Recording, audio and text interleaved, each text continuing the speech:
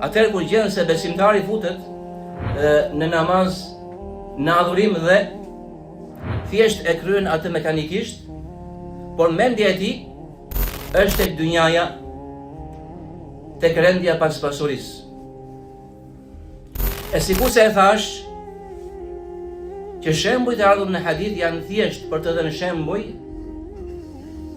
kështu që njeriu mund të bëhet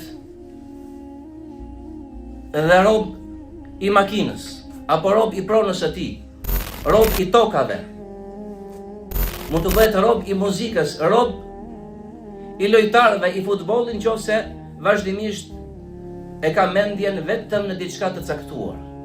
Njeriu mund të bëhet rob i modës i rrobave. Sikur se ka ardhur në këtë hadith, ta'isa abdul khamisa. Dhe khamisa ka qenë në atë kohë një rob e bukur me viza me katror, pra rob me vlerë. Dhe pikërisht atëherë kur njeriu e ka mendjen vetëm të ndjeki modën, të ndjeki veshjet e reja, duke mos mbajtur atë mesataren e artë, atëherë kthehet në rob të mallrave të kësaj bote.